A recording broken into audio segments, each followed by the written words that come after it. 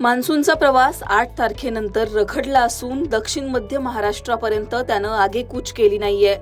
Monsoon महाराष्ट्राच्या उर्वरित भागांमध्ये पुढच्या काही दिवसांमध्ये दाखल होण्याचा अंदाज आहे.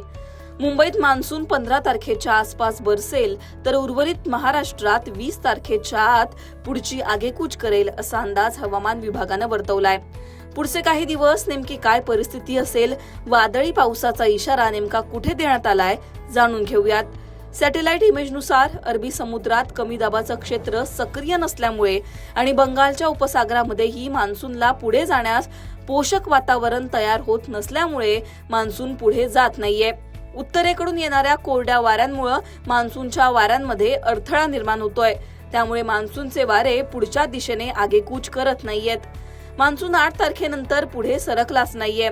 मान्सूनसाठी पोषक वातावरण तयार होत नसल्यामुळे तो पुढे सरकत नसल्याचं हवामान विभागाने सांगितलंय.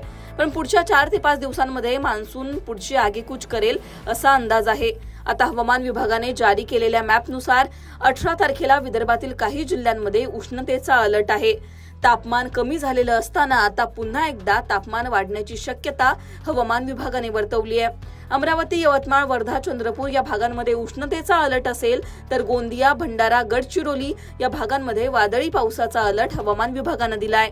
नांदेड, लातूर, बीड या भागांमध्ये वादळी पाऊस असेल तर नाशिक, अहिल्यानगर, पुणे, रायगड, मुंबई, पालघर आणि त्याचबरोबर ठाण्यामध्ये उष्णतेचा अलर्ट असणार आहे.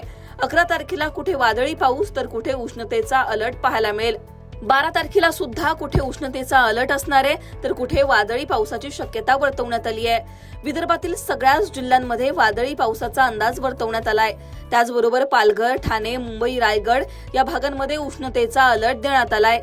रत्नागिरी, सिंधुदुर्ग, सातारा, सांगली, सोलापूर, लातूर या भागांमध्ये वादळी पावसाची शक्यता वर्तवण्यात आली आहे.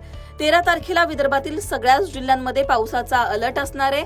त्याचबरोबर पालघर, ठाणे, मुंबई या भागांमध्ये उष्णतेचा अलर्ट आहे. 13 तारखेला हवामान विभागानं मुंबईमध्ये उष्णतेचा अलर्ट दिलाय. म्हणजेच काय तर 13 तारखेपर्यंत सुद्धा पाऊस मुंबईमध्ये दाखल होणार नाही का असा प्रश्न आता उपस्थित होतोय.